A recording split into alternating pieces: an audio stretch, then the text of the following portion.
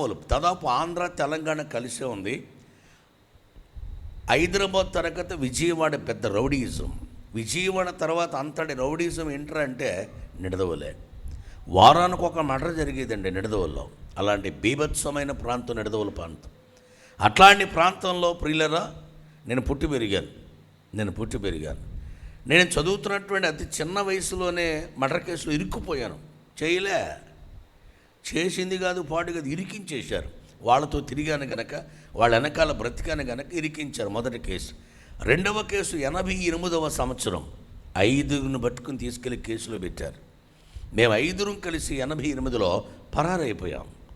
5 పరారైపోయాం. నెల 15 రోజులకి 4 దొరికేశాడు. ఇంకా ఒకడు దొరకలే. ఈ 4 తీసుకెళ్ళి కొవ్వూరు కోర్టుకి సబ్మిట్ చేశారు గవర్నమెంట్. ఆనాటి గవర్నమెంట్ ఈ 4 ఒక్కొక్కడికి 14 సంవత్సరాలు జైలు శిక్ష వేశారు. ఎవరికండి?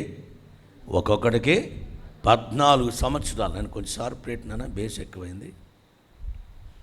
ఒక్కొక్కడికి 14 సంవత్సరాలు జైలు శిక్ష వేశారండి. ప్రతి ఒక్కడికి 14 సంవత్సరాలు. ఇక ఒకడు దొరకలేదన్నాను కదా, వాడు ఎవడో తెలుసా? నేను విశాఖ జిల్లా పారిపోయానండి.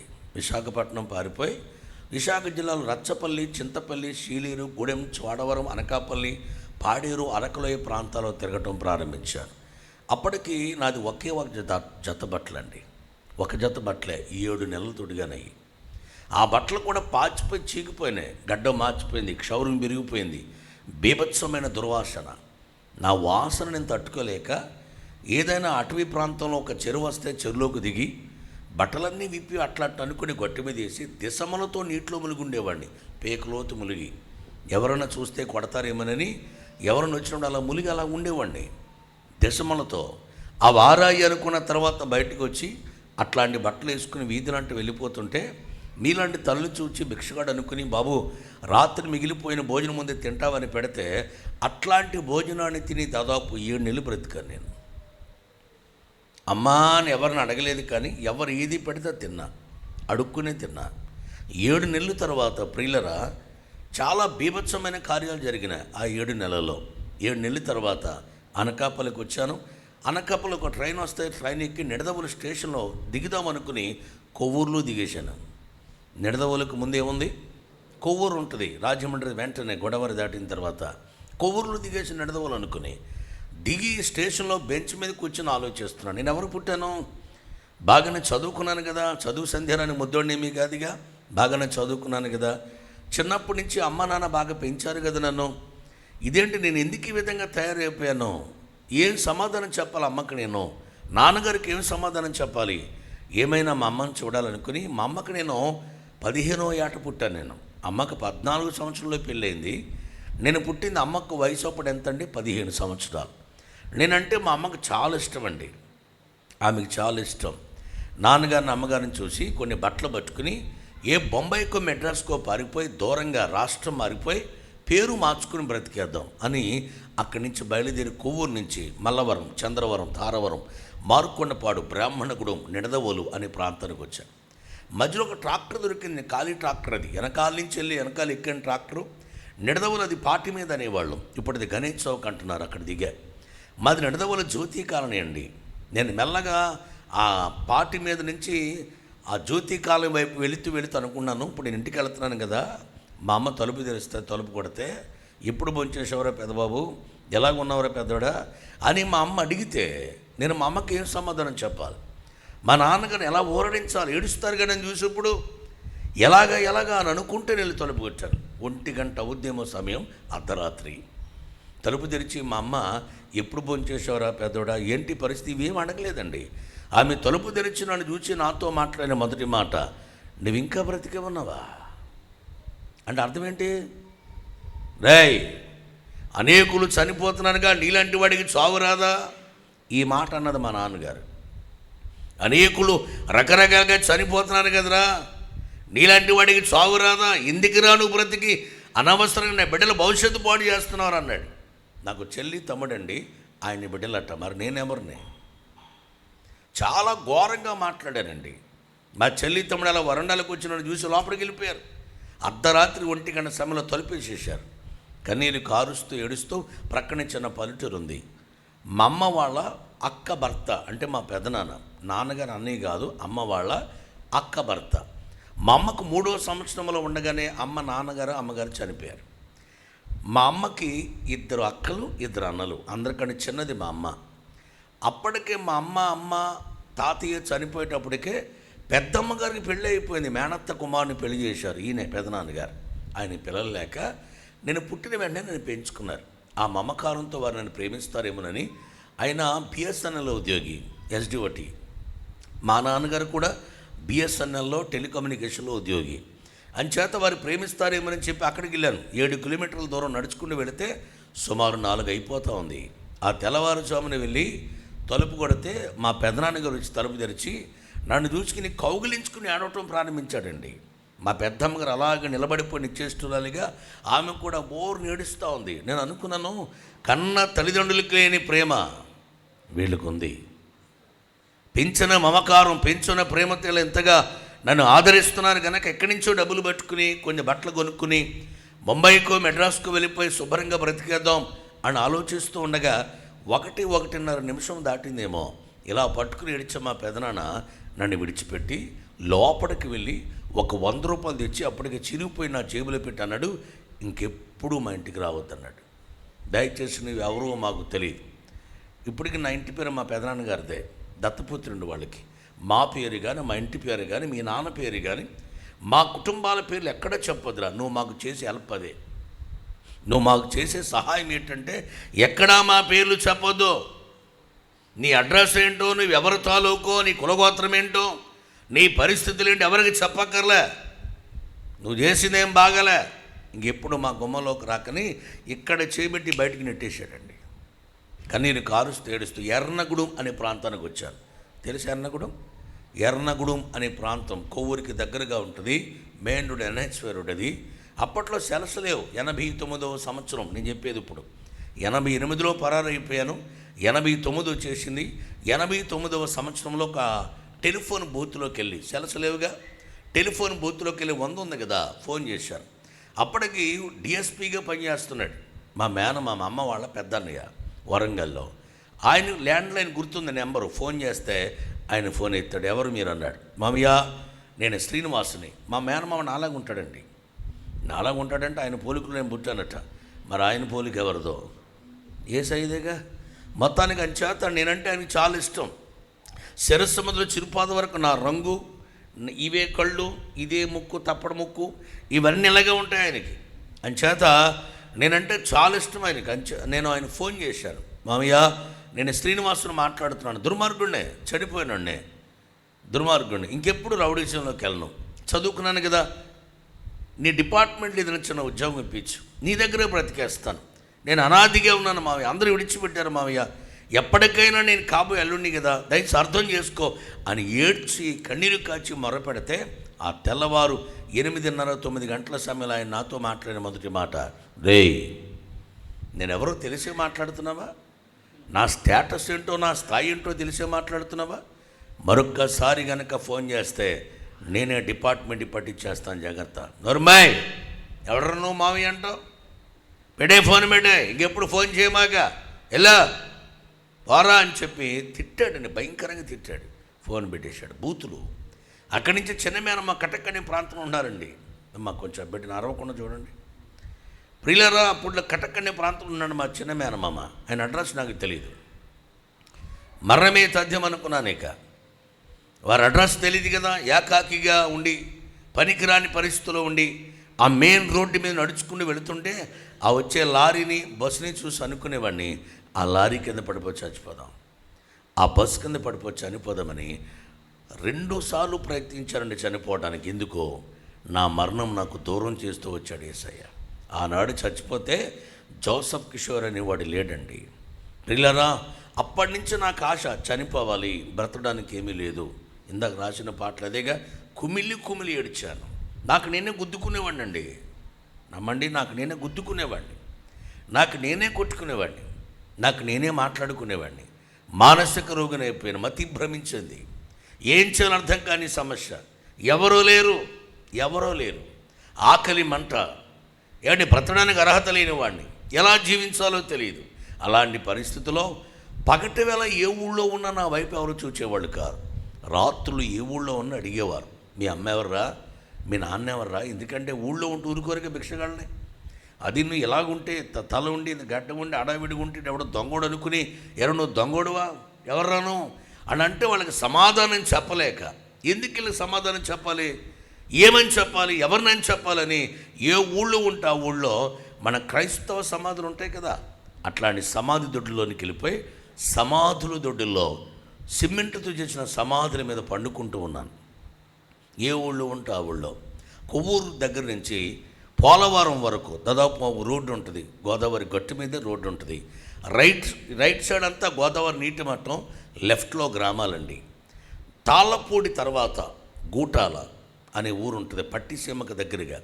గూటాల గ్రామం ఇది లెఫ్ట్లో ఉంది, రైట్లో గోదావరి నీటి మట్టం ఉంది. ఆ నీటి మట్టానికి గొట్టికి మధ్యలో లంకలు అంటారు, వాటిని పొలాలు ఉన్నాయి, కొబ్బరి తోటలు, అరటి తోటలు. ఆ తోటల మధ్య గూటాల గ్రామానికి చెందిన సమాధి దొడ్డు ఉంది. అక్కడ ఆ సమాధి దొడ్లో ఆ రాత్రి అక్కడ పండుకున్నాను.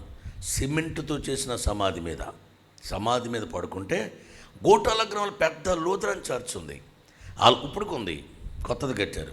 ఆ లూథరన్ చర్చ్ ప్రక్కన పెద్ద తాటాకిల్లు ఉంది, 6 బయట జ్ఞాపకార్థ కూటం జరుగుతూ ఉంది. అక్కడికి వాకింగ్ చెప్పడానికి ఒక పాస్టర్ గారు వచ్చాడు. ఆయన పేరు పాస్టర్ తాడిగడప మలాకి. ఏం పేరండి? తాడిగడప మలాకి అనే పాస్టర్ గారు వచ్చి వాక్యానికి ముందు ఓ పాట పాడాడు. పెద్ద సింగర్ కూడా కాదైనా, పెద్ద పాస్టర్ గారు కాదు, పెద్ద సింగర్ ఏమీ కాదు. వాక్యానికి ముందు ఆ పాట పాడాడు. ఏం పాట? గుండె చెదరిన వారిని బాగు చేయు వాడని, వారి గాయములల్నియు కట్టుచున్నావాడని, దేవునికి స్తోత్రమో గానమో చేయుటయే మంచిది. ఇది పాట. గుండె చదని వారిని బాగు చేయు. ఎప్పుడైతే ఈ మాట విన్నానో సమాధి మీద పడుకుని నేను లేచి కూర్చున్నాను. దేవునికి స్తోత్రం చెప్పండి. ఏ మాట వినపడి? గుండె చదరని వారిని బాగు చేయు దేవుడు. ఈ మాట వినగానే సమాధి మీద పడుకుని నేను లేచి కూర్చున్నాను. గ్రామంలోకి మెల్లగా వచ్చాను. దేవునికి స్తోత్రం. మీరు అడగవచ్చు, ఏం బ్రదర్ అప్పటి వరకు మీరు పాటలేమీ తెలీదా, మీకు పాటలు తెలియదా? ఎందుకు తెలియదు? మా ఇంటి నిండా పాటలే. మా అమ్మగారు నాన్నగారు రక్షించబడ్డారు. మా ఇంట్లో ముందు యేసుక్రీస్తుకి విరోధి ఎవరంటే మా నాన్నగారే. అలాంటిది మా నాన్నగారినే ప్రభు పట్టుకున్నాడు. మా ఇంటి నిండా ప్రార్థన గది ఉండేది. ఒకప్పుడు గద్దె ఉండేది. గద్దె అంటే తెలీదా? గద్దె అంటే ఏంట్రా? ఓ మూలం ఉంటుంది గద్దె, పసుపు కుంకాలతో నిండిపోయి భయంకరమైన ప్రతిమలతో నిండిపోయి ఒక మూల గద్దె ఉండేది. ఆ గద్దె ముదురుపాడు జానిగారి యొక్క మేనలుడు భూషణం, వాళ్ళ తమ్ముడు కుమారుడు కృపావరం ఇద్దరు వచ్చి నాన్నగారు అమ్మగారు బాప్తీసం తీసుకున్న తర్వాత గదిని మొత్తం శుభ్రం చేసి 2 ఆటోలు అయినాయండి. ఫోటోలు మొత్తం అక్కడ ఉన్నటువంటి అవన్నీ తీస్తే ఆటోలు మూటలు కట్టి వేసి నడిదవల కాలువలో గెలిపేశారు. ప్రతిష్ఠించారు ఇంటిని, ప్రార్థనా తైలంతో అభిషేకించారు. అప్పటి నుంచి మా అమ్మగారు కంఠం చాలా బాగుంటుందండి. అద్భుతంగా పాటలు పాడేది. ఉదయం తెల్లవారుజామున 4 నాకు లేచేది మా అమ్మ. చాలా అద్భుతంగా పాటలు పాడేది. శుభాకర సుధాకర విశుద్ధ వందనం, దేవ సంస్తుతి చెయ్యవే మనస, శ్రీమంతుడగు యెహోవ సంస్తుతి చెయ్యవే మనస, రేయి పగలోని పదసేవే. మా అమ్మ కంఠం వినబడిందంటే తెల్లారిపోయింది అనుకునేవారు మా వీధిలో వాళ్ళందరూ. మామూలు కంఠం కాదు, చూసారుగా, అదే ఇది. పెద్ద కేకలు వేసుకునే పాడేది. ఏ రీతి స్తుతింతునో, ఏ రీతి సేవింతునో, నేరములంచని వాడా నాథో నజరేయోడా. మా ఇంటి నిండా రక్షణ సునాద గీతాలు, పాటలు తెలుసు నాకు. కానీ అప్పుడు మన మారు మనసు పొందలేదుగా. రాత్రంతా తిరిగి చెడు తిరుగుళ్ళు, భయంకరమైన తాగుబోతుగా ఉండి రౌడీగా ఉండి 3:30-4 గంటలకు వచ్చి పండుకునేవాడు నేను. నేను పడుకున్న అరగంటకు మొదలెట్టేసేవారు మా అమ్మ నాన్న పాటలు. నాకు చాలా డిస్టర్బెన్స్గా ఉండేవి. మా నాన్నగారు నేను ఏమనలేను, కానీ మా అమ్మ నేనేమండి, బుద్ధి లేదా నీకు అమ్మ? ఒక మనిషి పడుకున్నాడుగా పక్కన రూమ్లో, నేను మనిషినండి? మనిషినా? ఒక మనిషి ప్రక్కన పడుకున్నాడుగా, జ్ఞానం లేదా నీకు అని రకరకాలుగా మాట్లాడేవాడిని. నిజం. ఒకరోజు నిడదవలో పెద్ద సభలు పెట్టారు. ఇప్పుడు చెప్తాను ఆ సన్నివేశం, ఏసన్న గారి సన్నివేశం. నిడదవలో సభలు పెడితే రెండవ రోజు రాత్రి 10,000 మంది గ్రౌండ్ మొత్తం నిండిపోయారు. అప్పటికైనా పాటలు పాడాడట, నాకు తెలియదు. మారుతి ఓమ్ని వ్యాన్ ఉంటుంది మా ఫ్రెండ్, అది వేసుకు తిరుగుతూ ఉండేవాళ్ళు రౌడీలింగదు. అక్కడికి వచ్చి ఓఎన్జీసీ గ్రౌండ్ అనేవాళ్ళు ఉందని, ఇప్పుడు అది ఎన్టీఆర్ కాలనీ అయింది. అక్కడ కారు దిగుతుంటే కన్నిపాములు జానుబాబు గారు కోటం పెట్టిన పాస్ట్ గారు మమ్మల్ని చూసి, ఓరు నేను రౌడీలు ఇక్కడికి వచ్చారేటని స్టేజ్ దిగి పరిగెట్టుకుని వచ్చాడు. వచ్చి, నమస్తే అండి శ్రీని గారు, బాగున్నారా? నమస్తే సార్. ఏంటి సార్ ఇలాగొచ్చారు? రాకూడదా? మీటింగ్ జరుగుతుంది కదయ్యా, వచ్చావయ్యా? సరే సార్, కుర్చీలు ఏమంటారా? కూర్చుంటారు ఇక్కడ, కోటం డిస్టర్బ్ చేయొద్దండి, కూర్చోండి సార్ అన్నప్పుడు ఏడుపు మొక్క పెట్టుకు మాట్లాడుతున్నాడు. సరే కానీ ఏ ఊరైంది? గుంటూరు అండి. బాగా మాట్లాడుతున్నాడు. అప్పటికి ఆయన వాక్యం ఏంటి చెప్పనా? జక్కియా త్వరగా దిగా అన్నాడు ఏసన్న గారు. నేను అప్పుడు కారు దిగా. అయ్యా కుర్చీలు వేయించమంటారా? కొంచెం కూర్చోండి సార్ అంటే, నేను కుర్చీ కాదు కానీ నేను ఒక పాట పడి వెళ్ళిపోతాను మైకేమని. ఏసన్న గారు అప్పటికే వాక్యం స్టార్ట్ అయిపోయింది. ఆయన అంటాడు, జాన్ గారు నేను దండం పెడతాను శ్రీని గారు, దయచేసి డిస్టర్బ్ చేయకండి, రేపు రాత్రి మీటింగ్ ఉంది, 6:30కి మీటింగ్ స్టార్ట్ అవుద్ది, మీరు 7:30-8కి రండి, తాక్కుండా రండి, 5-6 పాటలు పాడండి, మీ ఇష్టం, 2-3 పాటలు పాడండి, ఇప్పుడు మాత్రం డిస్టర్బ్ చేయదు, వెళ్ళిపోండి బాబు, మీకు దండం పెడతాను సార్. కుదరదు, ఇప్పుడే పాడాలి. అదేంటండి, వాక్యం స్టార్ట్ అయిపోయిందండి. ఆయన మంచి సేవకుడు అండి ఏసన్న గారు. ఆయన ఎవరు? గుంటూరు. వచ్చిన ప్రజలు ఏ ఊరోళ్ళు? నిడదవోళ్ళే, మా వాళ్ళేగా. స్టేజ్ ఎవరిది? నిడదవోళ్ళది. మాది. సౌండ్ ఎవరిది? పిఏ సిస్టమ్ నిడదవోళ్ళది. మాదే. సౌండ్ మాది, గ్రౌండ్ మాది, మొత్తం ఇక్కడ ఉన్నదంతా మాదే. గుంటూరు నుంచి వచ్చి ఇక్కడ వాకింగ్ చెప్తాడు, చంపేస్తాను రే. ఒరే ఇదే మాట్లాడండి. ఎంత నాకేం పట్టింది అప్పుడు? మీరేమనుకోండి, అది పట్టేసింది నాకు. బాగా పాటిస్తావేవా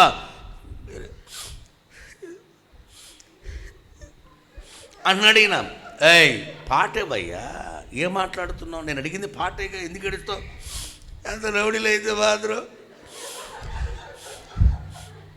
మీటింగ్ ఆపేస్తారా అన్నాడు. మీటింగ్ ఆపేయడం ఏంట్రా? నేనేమన్నాను, ఎందుకు ఏడుస్తున్నావు? ఏడవలసిన పరిస్థితి ఏంటి? పాట ఇచ్చేయి, పాడేసి వెళ్ళిపోతా. పాట అయితే ఇవ్వడట, పాట అయితే ఇవ్వడట, కానీ కబుర్లు చెబుతున్నాడు. ఇవన్నీ కాదయా జాన్ బాబు, పాట ఇస్తావా? ఎవరండి? ఇవ్వవా అని జేబులు ఎలా చేయబెట్టి తీశాను. ఏంటి ఇప్పుడు కచ్చిపు ఉంటుందిలే, అప్పుడు గొడ్డలి హెడ్ అంటారు దాన్ని, ఇంత ఉంటుంది గొడ్డలి హెడ్, స్టీల్ గొడ్డలి ఇంత. దీని తాలూకా రాడ్ ఉంటుంది వెన్నుపూస దగ్గర, అది కూడా తీసి ఇది బిగిస్తూ ఇప్పుడు ఇస్తావా అన్నాను. చంపేస్తారా అన్నాడు. చంపేస్తా, ఇస్తావేవ్వా? ఈ నీళ్ళు చెప్పలేడు కదా, ఆపేయండి అని చెప్పలేడుగా.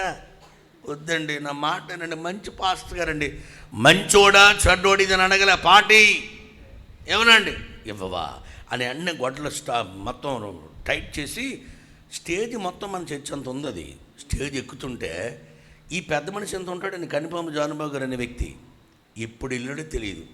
నేను రహదారులు మెట్లు ఎక్కుతూ వెళ్ళాను, ఈయన ఏ దొడ్డిదారులు వెళ్ళాడో తెలియదు, మొత్తం నాకంటే ముందు స్టేజ్ దగ్గరికి వెళ్ళిపోయాడు. ఇలాగ పులిపేట పోడియం ఉంది, వాక్యం చెప్పే ఏసన్న గారి చెవులు ఏదో చెప్పాడు. ఇదేంటో మీరే గెస్ చేయండి. ఏదో చెప్తే ఏసన్న గారు మైక్ అక్కడెట్టి వెనక్కి కూర్చున్నాడు. ఏం చెప్పుంటాడు? వచ్చేవాడు చాలా మధురమైన గాయకుడు అని చెప్పుంటాడా? ఆడ పెద్ద పరమ దుర్మార్గుడు అండి, ఆడ మొఖానో పాట అంట ఇచ్చేస్తే ఆడు వెళ్ళిపోతాడండి, తర్వాత మనం గొడవ చూసుకుందాం అని ఏదో చెప్పాడు. మొత్తానికి మైక్ అక్కడ పెట్టాడు. అప్పుడు నేను పాట పాడానండి. అది కూడా అదేంటో బాగా తాగితే నాకు వచ్చిన పాటలు 2. దేవా పాపిని అది పాడేవండి. ఇంకో పాట వచ్చు, నాలోని ఆశ జ్యోతి నీవే. ఈ పాట కూడా పాడేవాడిని. ఇది మూడో పాట. ఏంటి, తెన్నిలి ఎలీషా గారని బందర్లో ఉంటారు. వాళ్ళ అబ్బాయి కీబోర్డ్ చంటి అంటారు. హోసానా మినిస్టర్లో పాటలు రాసేవాడు ఆయన. ఆయన రాసిన పాటలు అది. ఏం పాట? నీటివాగుల కొరకు దుప్పి ఆశించినట్లు నీ కొరకు నా ప్రాణము తృష్ణగొనుచున్నది, నా ప్రాణమా నా సమస్తమా ప్రభుని స్తుతించుమా. ఈ పాట పాడి మైక్ అక్కడి దిగేస్తున్నా. ఇంకెళ్ళాలిగా మరి దిగటానికి. దిగుతుండే యేసన్న గారు గబగబా వచ్చి మైక్ కట్టుకుని, ఈ తమ్ముడు రాబోయే దినాల్లో దేవుని సేవ చేస్తాడు, యేసు క్రీస్తు ఎంత గొప్ప దేవుడు, సర్వ ప్రపంచం అంతా చాటే గొప్ప ప్రవక్తగా ఈ బిడ్డను ప్రభువారు చేయబోతున్నాడు అని ప్రవచనం చెప్పాడు.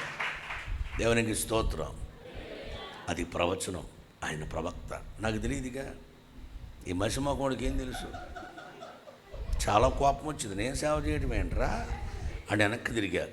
గట్టిగా ఏలేశానండి. ఎవరికి ఎలా?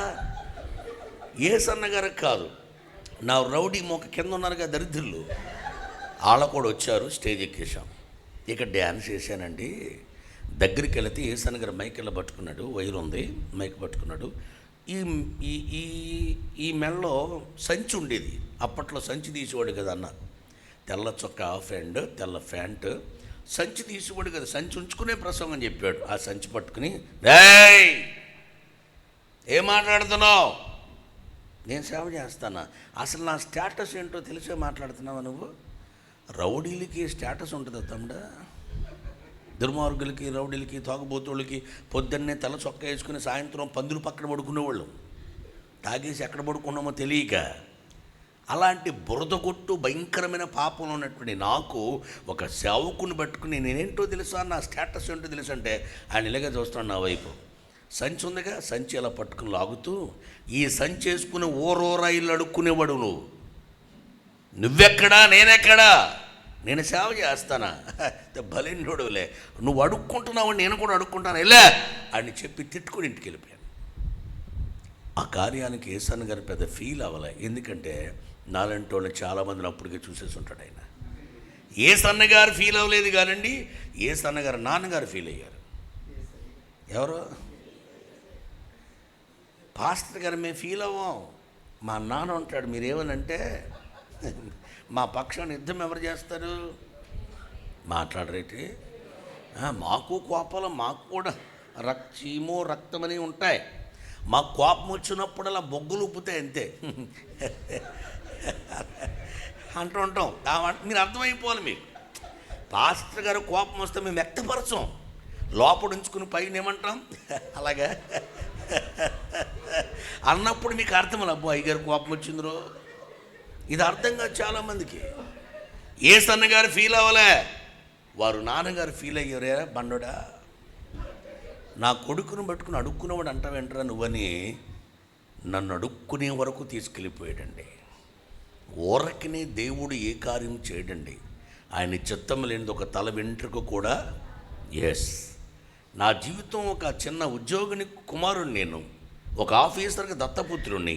నేను అడుక్కుంది ఏంటంటే ఆలోచించారా? మరి సేవకులు జోలికి వెళ్తే అడుక్కోపోతే ఏం చేస్తావు? నేను మిమ్మల్ని కదా అడిగేది, నాకు నేను అడుక్కున్నా. ఎరా జోసఫ్ కిషోర్గా, అప్పుడు నా పేరు శ్రీని కదా, సేవకుల జోలికి ఎవడెళ్ళమన్నాడు నన్ను? ఇదంతా ఎందుకు చెబుతున్నానంటే పాటలు రాక కాదు, పాటలు వచ్చు, చాలా పాటలు విన్నాను కూడా. అంతెందుకు, ముదురుపాడు జాన్ గారు తెలుసుగా మీకు. ఓ రోజు నిడదవుల్లో పెద్ద సభలు పెట్టారు. 3వ రోజు సభ అయిపోయింది. మా నాన్నగారు కానీ మంచి ఫ్రెండ్. ముదురుపాడు ఎవరైనా వెళ్ళారా? ఇల్లు ఉంటే మా నాన్నగారిని చూసుంటారు. అక్కడ కొబ్బరి నమ్మి దగ్గర ఉంటాడు. ఇలాగా చనిపోయారు, ఇప్పుడు లేరు, వెళ్ళిపోయారు. ఆయన అక్కడే ఉండేవాడు. ఆయన మంచి ఫ్రెండ్ జాన్ గారికి. నిడదవోలు 3వ రోజు సభల్లో మా ఇంటికాడ భోజనం అట, మనకు తెలియదు. నేను ఫ్రెండ్స్తో పాటు ఇంటికి వెళ్తే నాన్నగారు అన్నారు, రే ఎలారా వడ్డించి అంకుల్కి అంటే. వాళ్ళ ఫ్యామిలీ మొత్తం కూర్చున్నారు. వాళ్ళ 2వ కొడుకు నా ఫ్రెండ్ జాన్సన్ జాషువా మన మధ్య ప్రభు దగ్గరికి వెళ్ళిపోయారు. సరే తన కూడా ఫ్యామిలీతో వచ్చాడు. నేనే తీసుకెళ్ళి బేసినీతో వడ్డిస్తున్నాను. నా ఫ్రెండ్స్ రౌడీలు కూడా వడ్డిస్తున్నారు. అందరూ వడ్డిస్తుంటే నా వెనక నుంచి మా నాన్నగారు ఏదో చెప్పారు జాన్ గారికి. జాన్ గారు అంటాడు, ఏయ్ రా, నన్ను ఏంటి ఎలా పిలిచాడేటి మనిషిని? అలా దగ్గరికి వెళ్ళి ఏం కావాలి అంకెల్, అయినా 2 ముక్కలు అయినా అన్నాను. మొక్కలు కదరా, మారు మనసు పొందురా అన్నాడండి, పళ్ళు కట్టకట్టకు గురుకుతూ. ఆ మాటకే వడ్డించే మా ఫ్రెండ్స్ అందరూ పక్కపక్క నవ్వారు. కొంచెం గిల్టీ ఫీల్ అయ్యాను నేను. ఈయన అపహాసిస్తూ తిట్టాడు. ఆయన మాటలు కొంచెం వెరైటీగా ఉంటాయి జానయ్య గారి. అపహాసిస్తూ తిట్టాడు. ఈ మాటకు నా ఫ్రెండ్స్ అందరూ పక్కపక్క నవ్వారు. మనకు కొంచెం గిల్టీ ఫీల్ అయ్యి వడ్డించి వేసిన అక్కడ పెట్టి, జాన్, నీ కారు నిడదవలు పొలిమేర దాటుదేమనుకుంటున్నావు? ఏమనుకున్నావు? నేనేంటో తెలిసి నీకు చంపేస్తా అని తిట్టి వడ్డించి వేసిన అక్కడ పెట్టి వెళ్ళిపోయా. తినుంటాడండి అయ్యగారు, తిన్నారంటలే. నా గురించి తెలుసు కదా వాళ్ళకి, తిన్నారంటలే అండి. ఇలాంటి వాడిని నేను. మీకు స్టోడపురం సుధాకర్ గారు తెలుసా? గజ్జి దొంగ అండి. ఆయన దొంగతనానికి వెళ్తేనటండి కేజీ బంగారం లేకుండా ఇంటికి వచ్చేవాడు కదట.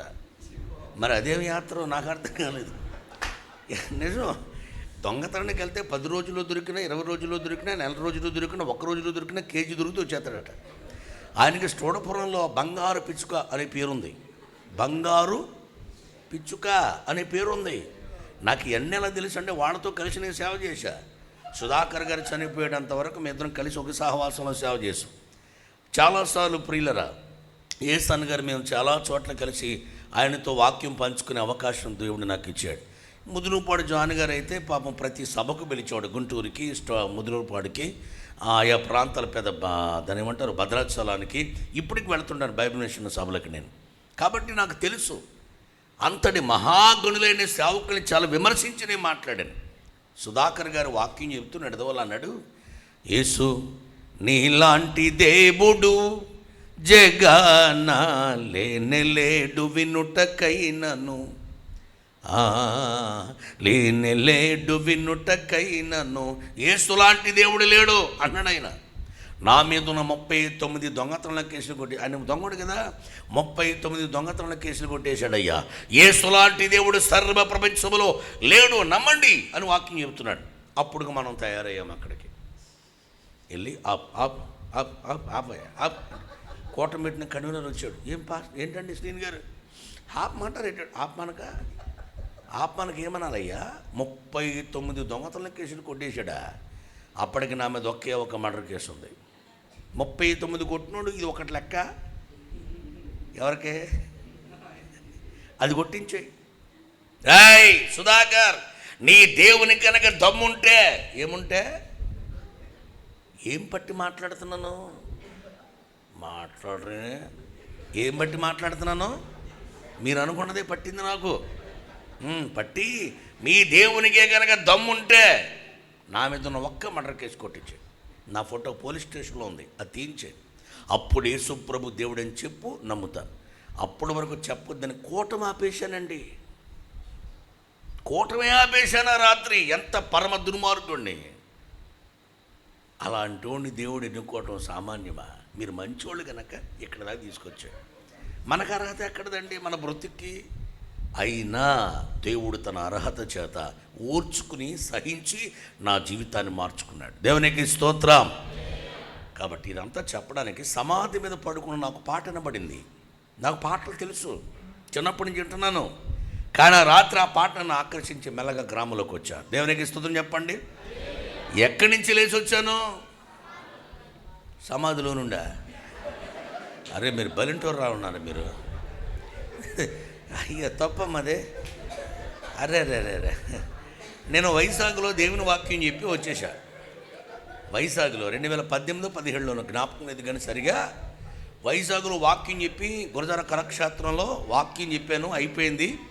ట్రైన్ ఎక్కి వచ్చేసాను ఏలూరుకి. నెక్స్ట్ మార్నింగ్ నాకు పాస్ట్ గారు ఫోన్ చేశాడు. అయ్యా నా పేరు సద్గుణరావు గారు, నేను గాజువాక్లో దేవుని సేవ చేస్తున్నాను. మీ డేట్లు కావాలి ఏప్రిల్ నెలలో. దయచేసి మాకు 4, 5, 6, 7 తారీఖులు డేట్లు ఇవ్వండి అన్నాడు. మీరు ఒక్కడే స్పీకర్ అండి, 3 రోజులు మీరే మాట్లాడాలన్నారు. డేట్లు ఇచ్చిన దగ్గర నుంచి ప్రతి ఎర్లీ మార్నింగ్ ఫోన్ అండి. ఇప్పుడు మీటింగ్ చూసుకుని ఇంటికి వెళ్ళేటప్పుడు నాకు 3 అవ్వచ్చు, 4 అవ్వచ్చు. 5ంటికి ఫోన్ చేస్తాడు పని ఉన్నవాళ్ళగా. హలో అయ్యా గాజువాక సద్గుణరావు గారు, నీకు దండం పెడతాను. ఈ టైం అవసరమా? ఫోను చెప్పండి. ఏంటి మీకు కావాలి? ఏం లేదు బ్రదర్, మిమ్మల్ని చూడాలండి. నేను అందగాడినా? నిద్ర అవస్థలో నేను ఉంటే నన్ను చూడాలంటావు? కర్రీ మొక్క వేసుకుని ఉంటానయ్యా. నేను అందగాడిని మీకు కాదు, నువ్వు నన్ను చూడక్కర్లే అంటే వారం 10 రోజులు ఏడ్పించాడండి. అది ప్రతిరోజు 5:30-6 గంటలకు ఫోను, మిమ్మల్ని చూడాలి. నేను అన్నాను 5, 6, 7 తారీఖులు 3 రోజులు ఉంటానుగా, నాకే హోటల్ రూము వద్దు, ఎక్కడా పెట్టదు, మీ ఇంట్లో పెట్టుకో, రోజు చూసుకో 3 రోజులు, తనిమి తీరా చూద్దిగా, నీకు దండం పెడతాను, డిస్టర్బ్ చేయకు.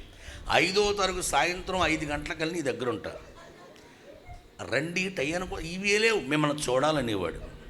కోపం వచ్చి పెట్టేస్తే ఒకరోజు ఫోన్ చేశాడు, ఫైన్ మార్నింగ్ ఫోన్ చేస్తే, ఏం బ్రదర్ ఏంటి ఎలాగున్నారంటే, బాగానే ఉన్నానయ్యా, ఏం కావాలి నీకంటే ఏం లేదు, మీతో ఒక రాత్రి గడపాలి సార్ అన్నాడు. ఓ రాత్రి నాతో గడుపుతావా పనికి మల్లుడా? నువ్వు పాస్టర్ గారువా, దుర్మార్గుడువా? అరే నీకు సాతాను పెట్టిందా? పరమ దుర్మార్గుడా మాట్లాడుతున్నావు, తప్పయ్యా, ఇంకొకసారి ఆ మాట మాట్లాడుకో, అసలు నీ మీటింగ్ లేవు, నాకు డేట్లు వద్దు, ఏమొద్దు, వైజాగ్ నేను రావట్లేదు నీ దగ్గరికి అని స్విచ్ కట్టేసి సెల్లో కింద పెట్టా. ఒక అరగంట, ఒరే మీకేం అర్థమైందిరా, వినండి. ఒక అరగంట తర్వాత మరి ఇలాంటి తమ్ముళ్ళు ఫోన్ చేస్తారుగా, ఆన్ చేసి మామూలు పెట్టా. ఈలోగా వేరే కొత్త నెంబర్ వచ్చింది, ఎవరో పాప పాస్టర్ అనుకుని, బ్రదర్ ప్రైజ్ తెలడండి అని. అయ్యా గాజువాక సద్గుణరావు. అరే నీకు చెప్పాను కదా స్వామి, ఫోన్ చేద్దానగా, ఎందుకు చేసావు, పెట్టాయి. నా మాటకు అది కాదు అని అర్థం. మరేంటి, మీ ప్రసంగం వినాలి సార్, ఒక రాత్రి మీతో మీటింగ్ వచ్చు. అదా రా. ఆ రాత్రి మంగళగిరిలో వాక్యం విన్నాడు, నాతో పాటు ఉన్నాడు. మార్నింగ్ రత్నాచల్ ఎక్స్ప్రెస్ ఎక్కిస్తాను, ట్రైన్ ఎక్కించేస్తాను. ఎక్కించే ముందు ఇంకా ట్రైన్ రాలే, మీ ఫోటో ఇవ్వండి బ్రదర్ అంటే ఫోటో ఇచ్చా. ఆయన అంటాడు, బ్రదర్ ఏం లేదు, వాల్ పోస్టర్లో మీది ఒక్క ఫోటో ఉంటుంది, కింద ఎక్కడో నాది ఉంటుంది, నాది నా పాస్టర్ గారిది, పెద్ద ఫోటో వేసేస్తాం మీది, ఆ కింద వచ్చిన మాట రాసుకుంటానే మీ పేరు కింద అన్నాడు. రాసుకోపోయింది ఏముంది, నేను అది కనుక రాస్తే వైజాగ్ జిల్లా వచ్చి గాజువాక డిగ్రీ కాలేజ్ గ్రౌండ్ మొత్తం నింపేస్తారన్నాడు. నిజమా? నాకంతా జనం వస్తారా? ఎందుకు వస్తారు? తప్పది, ఏం మాట్లాడుతున్నావు అంటే, లేదు బ్రదర్ అది రాస్తాను బ్రదర్. ఏం నువ్వు రాసేదంటే, బ్రదర్ జోసఫ్ కిషోర్ కిందట సమాధిని గెలిచిన దైవజండు అని రాస్తాడు. మరి రాకేం చేస్తారు చూడడానికి? వైజాగ్ జిల్లా పక్క శ్రీకాకుళంలో కూడా వస్తారు, ఇక ఎవడో చచ్చిపోయి బతికాడు అంటారా నైనా అన్నట్టు. నేను అన్నాను, నేను సమాధిని గెలిచానా, నీకెవరు చెప్పారు? అది కాదు బ్రదర్, మీరు గాజువాకు వచ్చి వైజాగ్ గురజాక్కర క్షేత్రంలో వాకింగ్ చెప్తూ చెప్పారటగా, ఏమని? నేను సమాధిలో ఉన్నాను, పాట వినపడింది, లేచి వచ్చాను అన్నారట. సమాధిలో కాదు, అసలు నీకెవరు చెప్పారు ఇట్టగా అంటే, మా విశ్వాసులు వచ్చారండి, వాళ్ళకి వినటం చేత కాలేదండి, వాక్యం వినటం చేత నవ్వాలి. ఏం చెప్పారు నీకంటే, అయ్యారంట సమాధిలోకి వెళ్ళిపోయారంట, పాటని పడి బయటకు వచ్చారు బాబోయ్, ఆయన పిలవమంటే పిలిచాను సార్. ఓహో అందుకు పిలిచావా? సమాధిలోంచి వచ్చాను కనుక పిలిచావు, అయితే నేను ఇప్పుడు రావక్కర్లేదుగా అంటే, అనలేదు బ్రదర్, రండి అన్నాడు. ఏనండి, సమాధిలో నుండి కాదు, సమాధి మీద. అమ్మయ్య, మీకు అర్థమైందిగా, సమాధి మీద పడుకున్నాను, స్వరం వినబడింది, బయటకు వచ్చా. ఆ రోజు అయ్యగారి వాక్యం, బ్రతుకుట క్రీస్తే చావైతే, చాలా అద్భుతంగా మాట్లాడాడు. అరగంట వరకు చాలా అద్భుతంగా వాక్యం చెప్పాడు. బ్రతుకుతే ప్రభు కోసం బ్రతుకు, చచ్చిపోతే ప్రభు కోసం చచ్చిపో అని చెబుతూ అని అరిచాడు మధ్యలో. ఒక్కసారి ఇక్కడ కూటం జరుగుతున్నా, అక్కడ పూరు కూర్చుంటే సూర్యు కింద కూర్చున్నా, ఇలాగ చూడటం మొదలెట్టా. అమ్మ నేను ఎక్కడో తెలియదానికి, నేను ఎవరినో తెలియదు, అమ్మ విడిచిపెట్టిందని, నాన్న విడిచిపెట్టాడని, కుటుంబం విడిచిపెట్టిందని, సొసైటీ విడిచిపెట్టిందని, భిక్షగాడిగా ఉన్నావని, అనాథిగా ఉన్నావని, మరణమే సాధ్యమని, ఆత్మహత్య చేసుకుందామనుకున్నావా? ఎవరు చెప్పారు నీకు? ఆత్మహత్య మహాపాపం, నిత్యాగ్నికి వెళ్ళిపోతావు, జాగ్రత్త. నీ ఆత్మ నీది కాదో దేవునిది. ఆ ఆత్మను చంపే అథారిటీ నీకు ఎవడిచ్చాడు? ఏం శక్తితో మాట్లాడుతున్నావు అని చెప్పాడండి. ఒక పావుగంట ఆయన చెప్పిన పావుగంట ప్రసంగం నాదే, నా చరిత్ర, నా జీవితం.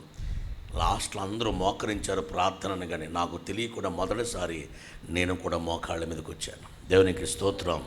ఆ రాత్రి అయ్యగారు ఓ చిన్న కీబోర్డ్ ఎంత ఉంది, PSS 51 అంటుంది, చిక్ అంటుంది, అది ఆ ప్రక్కన ప్రియులరా వచ్చిన డోలకి ఇది ఉంది, పాడుతున్నాడు రెండో పాట.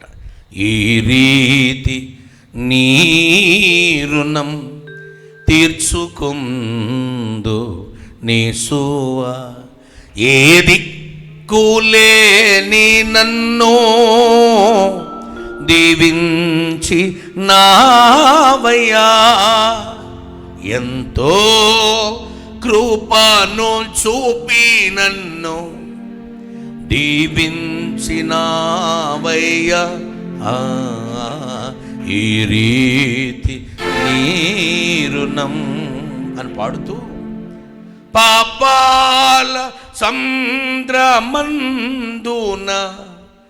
పయనించు వేళలో పాషాణ మనసు మార్చి పరిశుద్ధుని చేసావయ్యా, ఈ రీతి నీ రుణం అని పాడుతున్నాడు. అందరూ కళ్ళు మూసుకొని కన్నీరు కాచు ఏడుస్తున్నారండి. నాకు తెలియకుండా నేను ఏడవటం ప్రారంభించాను.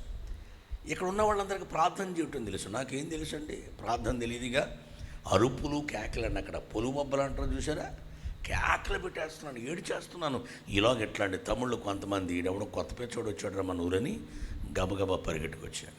రాయ్ ఎవరనేది ఎవడరా అన్నారు వీళ్ళు వచ్చి. ఈలోగా మలాఖీ గారు ప్రార్థన గురించి గబగబచ్చారా, తప్పకుండా అని అందరూ మళ్ళీ చెప్పి నా దగ్గరికి వచ్చి నా శిరస్సు మీద చేసి ఏ ఊర్రా నాన్న అన్నాడు. నేనేదో చెప్పబోతే ఏం చెప్పొద్దురా అని చెప్పి తీసుకొచ్చాడు. దేవునికి స్తోత్రం. అప్పటికి అయ్యగారు టేబుల్ వేశారు, భోజనం ఆ ప్రక్కన ఒక ఇస్తరించాడు. నేను అలా నిలబడి ఉన్నాను. అయ్యగారు కుర్చీలో కూర్చుని తెల్ల చొక్కా తెల్ల ప్యాంట్ అండి, కూర్చోరా అన్నాడు. నేను కూర్చోవట్లేదు, ఎందుకంటే నా దగ్గర దుర్వాసన, భయంకరమైన చెదిరిపోయిన కొంపు, పాసి కొంపు, అలాంటి ఎలా కూర్చోగలను నేను ఆలోచిస్తూ నిలబడిపోయాను. అలా నిలబడిపోయానండి. అలాగే ఉండిపోతే ఈలోగా ఆయన చేతితో నా చేయిని పట్టుకుని కూర్చో అని ప్రక్కన కూర్చోబెట్టాడు. దేవునికి స్తోత్రం. కూర్చోబెట్టిన తర్వాత ఆయన మొక్క వెంక చూసి ఏడవటం ప్రారంభించానండి. నేను ఆయన మొక్క వెంక చూసి ఏడుస్తుంటే నా వైపులో చూసి ఏమైందిరా నీకు అంటే, నేను ఆయన మొక్క వెంక చూసి ఎందుకు ఏడుస్తానంటే, అసలు ఈయన ఎవరు? మా నాన్న కాదు, మా పెదనాన్నగారు కాదు, మా బంధువు కాదు, మా మామయ్య కాదు, అసలు ఈయనకి మాకు సంబంధం ఏనాడు చూసుకోలేదు. ఏంటి కదా ఆయన వెంక చూసి ఏడుస్తుంటే ఎడం చేత్తో నా భుజం మీద లేసాడు. రేయ్ రా అని దగ్గర తీసుకుని అంటాడు, దేవుడు నాకు కొడుకునిచ్చాడు రా, వాడి నీ మీద చాలా చిన్నోడు, ఈరోజు దేవుడు నాకు పెద్ద కొడుకునిచ్చాడు రా అన్నాడు. గట్టిగా చప్పలు కొట్టండి అయ్య గారికి. ఎవరా పెద్ద కొడుకు? ఎవరండి? సేవకులు సామాన్యులు కాదండి. నాలాంటి పరమ దుర్మార్గులు మారడానికి ప్రధానమైన కారణం సేవకులే. నాలాంటి పాపిష్టులు తన పాపాన్ని విడిచిపెట్టడానికి ప్రధానమైన కారకులు ఇలాంటి సేవకులే.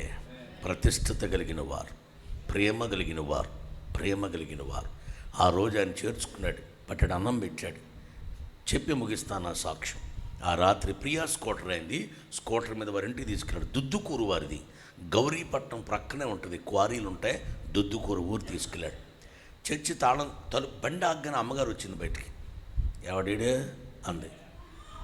ఆడలు కొంచెం మిక్కిలు అల్పమైన ఘట్టం కదా, ప్రేమ ఎక్కువే కానీ పైకి అనేస్తుంటారు. ఎవడీడే అమ్మ ఏమనుకోకమ్మా, ఆడెవడో దొంగళ్ళ ఉన్నాడు, వెళ్ళమని అమ్మాయి తప్పమ్మేంటి నా దగ్గరికి వచ్చి, అరే నువ్వు ఎక్కడే ఉండు, నువ్వు ఎక్కడికి వెళ్ళమాకే నన్ను ప్లీజ్ ఇక్కడే ఉండరా అని లోపలికి వెళ్ళి అమ్మగారిని మరి ఎలా బ్రతిమనడో తెలియదు.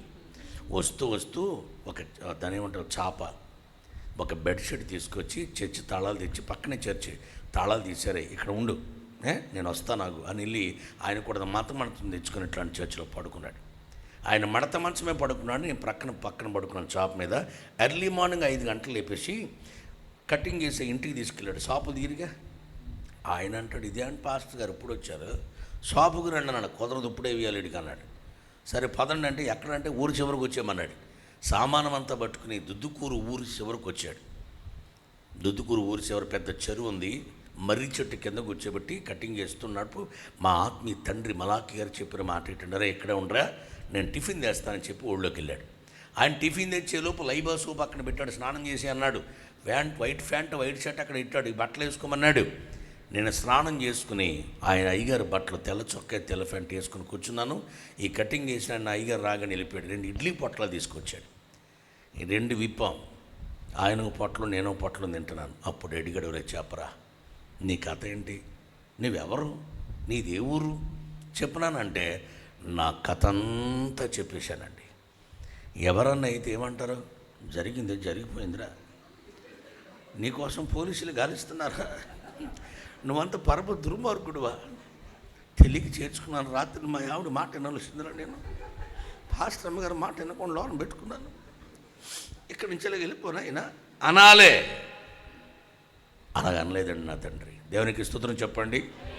నా ఆత్మీయ తండ్రి అలాగనలే. హక్కుని చేర్చుకుని కౌగిలించుకున్నాను. రేయ్ నా బిడ్డవును, ఎవరు వచ్చినా పర్లే, నా దగ్గరే ఉండిపో. ఈరోజు చెప్తున్నాను, నీవు నన్ను విడిచిపెడతావేమో తప్ప నేను మాత్రం నిన్ను విడిచిపెట్టను రా, నువ్వు నాకు కావాలరా, దేవునికి కావాలరా నువ్వని ఆ రోజు నుంచి అయ్యగారి దగ్గర ఉన్నాను. దేవునికి స్తోత్రం. తర్వాత ఏమైందో ఈసారి వచ్చినప్పుడు చెప్తాను. దేవునికి స్తోత్రం. ఆ తర్వాత నాకు కేసులు కొట్టేశారు. కేసులు కొట్టకముందే మెడ్రాస్ బైబిల్ కాలేజ్కి వెళ్ళాను. మెడ్రాస్ బైబిల్ కాలేజీలో బీడీ చదువుతున్న దినాల్లో ప్రభు నేను పట్టుకున్నాడు. బాప్తీసం లేకుండా ఎవడైనా బైబిల్ కాలేజ్కి వెళ్తాడా? మనం వెళ్ళాం. అక్కడ ప్రభు నాతో మాట్లాడాడు. నాకు బాప్తీసం ఇచ్చిన దైవజనుడు ఎవరో చెప్పనా? డిజిఎస్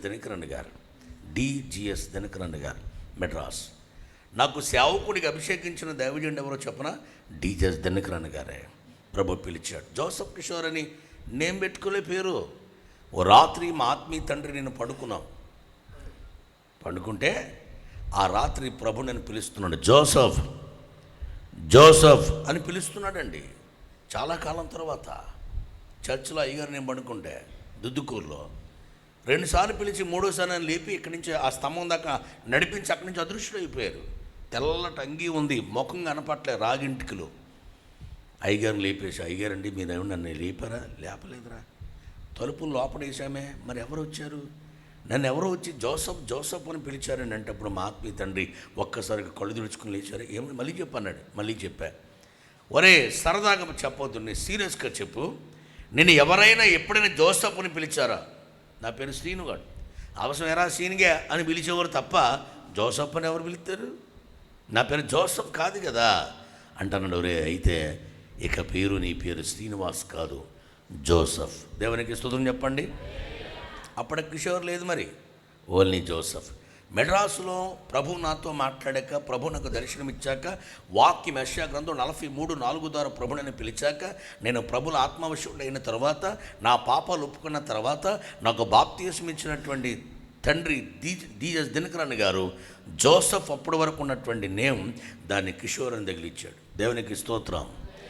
ఎందుకండి ఈ పేరు? నా పేరు జోసఫే కదంట అన్నాడు. రేయ్ జోసఫ్ అంటే యోధా గోత్రములు పుట్టినోడు. మాట్లాడుతున్నాను నేను తమిళ్లో. యోధా గోత్రములు పుట్టినోడు రా. కిషోరం అంటే సింహం, అంటే సింహం. నువ్వు యోధా గోత్రపు సింహములా వాడబడాలి బిడ్డ. దేవునికి స్తోత్రం. ఆయన అభిషేకించి పంపించాడు. ఎక్కడ దుర్మార్గం చేశానో, ఎక్కడ నీతిగా బ్రతికనో, ఎక్కడ దౌర్భాగ్యుడిగా బ్రతికనో అక్కడే సేవ స్టార్ట్ చేశాను. నడదవల్లో నన్ను ఎవరో నమ్మలే. కొత్త ఎత్తేసాడు వీడు అన్నారు, కొత్త మాటలు మాట్లాడుతున్నాడు వీడు అన్నారు, అపహాసించాడు. దేవుడు వాడుకోవటం ప్రారంభించాడు. దేవునికి స్తోత్రం. దైవచిత్తమైతే ఈసారి వచ్చినప్పుడు ఏ వాక్యంతో పిలిచాడో, ఎలాగ పిలిచాడో, దర్శనం ఏంటో, కథ ఏంటో, కేసులు ఎలా కొట్టేశారో, నేను ఎలా స్వతంత్రం అయ్యానో, ఈరోజు మంచి భార్య, చక్కని పిల్లలు, ఉన్నతమైన పరిచర్య, ఇలాంటి అద్భుతమైన సేవకుల స్నేహాలు, ఇండియా దేశమే కాక ప్రపంచ దేశంలో ఇప్పటికి 12 దేశాలు వెళ్ళొచ్చారు. 12 సార్లు కాదు, 12 దేశాలు. ఎక్కడెక్కడికో వెళ్ళి ఎక్కడెక్కడో తిరుగుతూ ప్రభు వాక్యం చెబుతున్నాను. ఇవన్నిటికీ ప్రధానమైన కారణం ఏంటంటే క్రీస్తు ప్రేమ. దేవునికి స్తుతిని చెప్పండి. అత్యున్నతమైన యేసయ్య ప్రేమ. ఆయన ప్రేమ చేత నన్ను ప్రేమించాడు. ఆయన ప్రేమలో నన్ను మైమరిపించాడు, మురిపించాడు, ఆశీర్వదించాడు, గొప్ప కృపతో నింపేశాడు. దేవునికి స్తోత్రం. నా కొరకు ఆయన అన్యాయంగా తీర్పు తీర్చబడ్డాడు. అన్యాయపు తీర్పు పొందావనాకై అపహాస్యం భరించావా. ఆదరణ కొదువై బాధించబడియు నీ నోరు తెరువాలేదే. నీ ప్రేమ అమరం, నీ ప్రేమ, నీ బలియాగం నన్ను మురిపించింది. ఎందుకో ఈ ఘోర పాపిన్ చేరదీసావు ప్రభువా. అప్పుడు రాశాడు నా పాట. దేవునికి స్తుతులు చెప్పండి.